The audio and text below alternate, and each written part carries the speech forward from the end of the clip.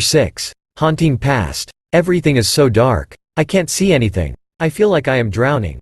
Where am I? As I looked around me I saw a door. It looks like normal door but leads to nowhere. Just a door, no path, no walls. I could walk around the door and look behind it. There was nothing, just darkness and a door that has a faint glow to it. I wonder what's behind this door. I slowly approached the door and opened it. I could see a room that is all too familiar to me. How is this possible? I walked right through the door, escaping the void.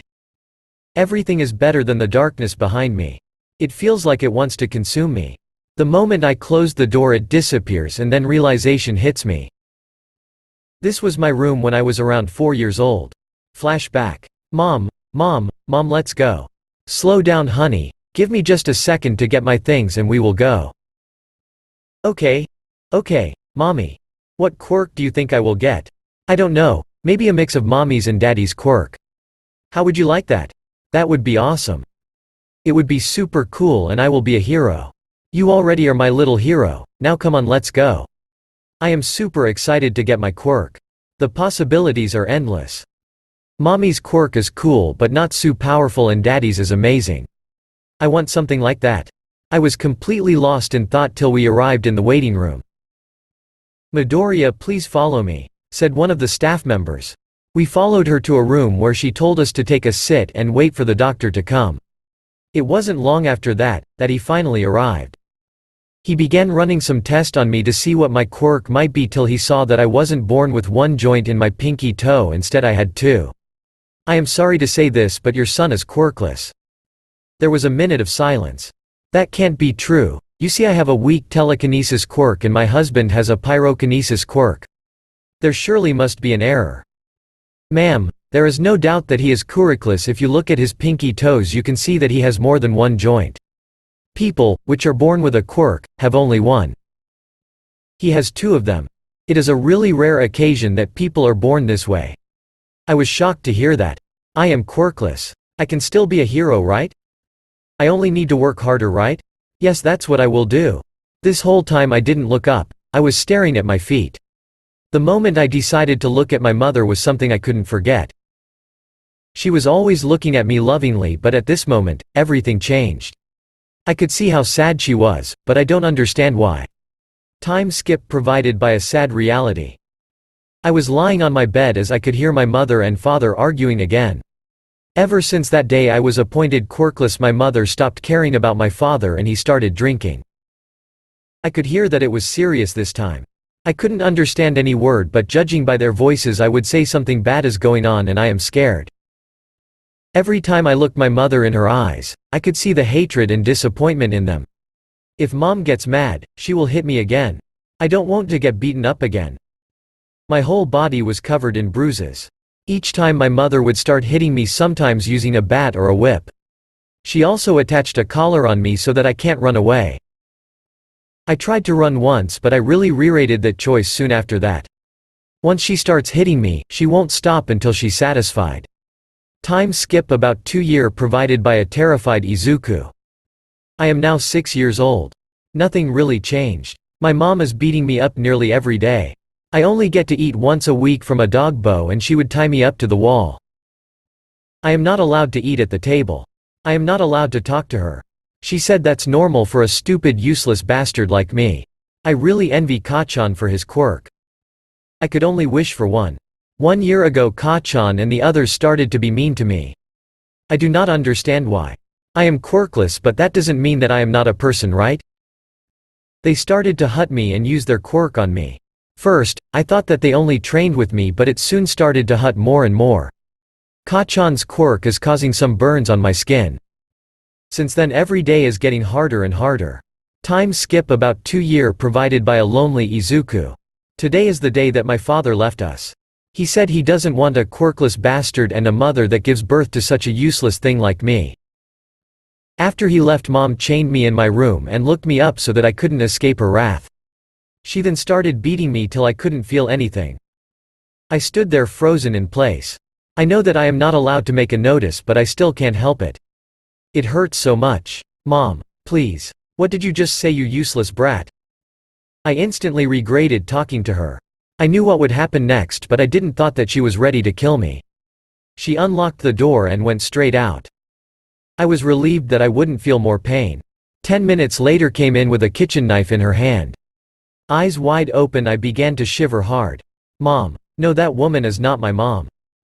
She will kill me. I am scared. I don't want to die. She was watching me with amusement. I could tell she was having fun with this. I didn't know what I should do. Should I scream? Will she stop then? No, even if I wanted I couldn't. I was frozen in place. Fear is written all over my face. Let's see how you like this. She instantly started to come closer to me. I wanted to scream. I wanted to run, but my body failed me. I could only watch in horror what she is about to do next. She started cut me slightly on my legs. Blood began dripping down my wounds, but that wouldn't stop her. She then began cutting me on my arms. I thought that it would hurt, but I couldn't feel anything anymore. Not even a flinch, it was like I was already dead. You useless brat. If only I did never gave birth to you, then Hisashi would be here with me. We would have lived happily together. You are the reason he left me. You are pathetic. Why won't you scream, brat? I knew better than to answer her taunting. Huh? Why aren't you saying anything, stupid bastard? She then throws me on my bed, which is basically only a blankets on the floor, and starts cutting my back. With each cut she would place more force on the blade so that each one is deeper. It hurt so bad. I could see little black dots. It became darker and darker each moment. Finally, I passed out. At some point she must have left my room, because the next day I woke up covered in blood and thanking God I was still alive. End of flashback. I still remember my mother cutting, stabbing, burning and beating me up. These were all memory of my past. Thanks to the dorm system at UA she can't do that anymore. A.N. It hurts describing how Izuku was abused, but you get the point hopefully. Then all of a sudden, the room I was in started to fade, only for me to be greeted with the same darkness once again. I looked around and saw that the door once I entered was closed behind me. I once again opened it and stepped though. Flashback. Why don't you pray for a quirk in your next live and take a swan dive of the roof? I still can't believe that Kachan would say that to me, and then All Might just crushed my dreams. I was still standing on the roof where I was talking with All Might. I was thinking which options I had left. Everybody said to me that a quirkless person can't be a hero, but I still wanted to be one. I wanted to help people. I don't want them to suffer like I do. No, a quirkless person cannot be a hero. You can still be a police officer or a medical staff member. These jobs are also very important besides heroes. Without them, heroes couldn't do their jobs like they do right now. His words are still stuck in my head. I could be a police officer. No. Last time I met one and told him how my mother treated me, he only replied, "Don't bother us with your stupid jokes. You shouldn't tell people such a lie only to get attention. I could kill you right here and right now. No, piss off. You are lucky I don't shoot you and say that you attacked me. The paperwork for that is too much trouble. Then maybe a medical staff member. No. Come to think about it, I tried to get help the first and only time I run away from my mother anger, and they didn't want to let me in because I am quirkless. Maybe Kachan was right and I should take a swan dive of the roof. I was standing there on the edge of the building wanting to jump, but I couldn't. I still value my life. Sure, it is not the best one you can have, but I am still grateful for it. I could have died long time ago, but I didn't, and I won't start taking my life now. A vigilante? Maybe. They can't charge me for that, but I would still need to get all the necessary items for that. I could build some, but I am not so sure about this. Mother is beating me up every day, and then I would still get hurt from that, and considering the opportunity if she finds out that I am out and not home chained and looked, then that would be my end. Don't get me wrong, I know how to pick a look, but I still don't want to die for that. Plus heroes and villains will be after me, that's not an option. Wait a minute, I could become a villain and take this stupid society down. Most heroes are fake anyway. They are here only for the fame and the money. I am still not sure if I really want to be on the run my whole life. I should consider this through. With that, I made my mind and went home, only to find All Might offering me his quirk. The first time in my life I was so happy that someone was willing to give a quirkless kid like me a chance, and I took it. End of flashback. Again I was standing in the darkness sobbing. At some point, I started crying. Tears were falling down my cheek. I turned around and there was the door again. Unsure if I should go through or not, I placed my hand slowly on the handle and opened it. I could see an interrogation room. One I was too familiar with. Flashback. I woke up in a strange white room chained to a desk. A closer look to the cuffs that are chained to the table, I realized they were quirk-canceling cuffs. I then started to look around and saw a two-sided mirror. I started thinking how the heck I got here.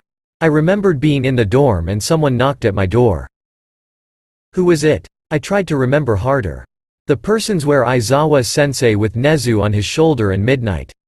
That still doesn't make any sense. Why am I in this interrogation room and how did I get here? Then I started to remember that as soon as I opened the door I saw some purple mist, Midnight's sleeping quirk. They brought me here, but why? The door opened and aka Hazashi Yamada aka Present Mike came in. Okay, listen up, I have some questions for you. Am I in some kind of trouble? I started to ask nervously. I didn't like being chained and this whole situation is messed up. Hopefully this is all just a misunderstanding. That depends on your answers. Did you write this notebook? He was handing me my hero analyses notebook that I thought I lost. Why, yes. Did you sell any information in it? Confused on what's going on, I denied it. You don't need to lie, nothing will happen to you if you are willing to cooperate. So tell me, why did you sell this information to the love? No. Was it because of the money or the fame? Why did you do it? Do you wanted to get some attention? I couldn't believe what he was saying. No, I didn't do anything like this. I would never do this. After I told him that, he began to leave and after 10 minutes Nezu walked in. He wasn't smiling. At this point I was scared. I wasn't nerves anymore, I was just scared. He asked me the exact same question and I answered exactly. Midoriya, why did you decided to be villain and work for them as a traitor? I could not answer that, I was too shocked what he was implying. I am a traitor? Was that the reason I was sitting here? Was that the reason the class distanced themselves from me the whole week? What did I do wrong? I tried to save everyone on the USJ attack. These notebooks I wrote, I desperately loved, are the reason for this? Don't want to answer that? Okay, looks like we are done here. Nezu left the room only for Aizawa to come in and ask me the same question. I was crying. I thought he as our homeroom teacher would believe me, but I was wrong. He was screaming at me. At some point, he also grabbed my collar and dragged me across the table. I hadn't the strength to answer him anymore. I was lost. After that, even Aizawa left. I hoped that it was over, but then All Might came in and asked me the same thing again. Aizawa's and All Might's eyes were the same, they hated me, they even despised me.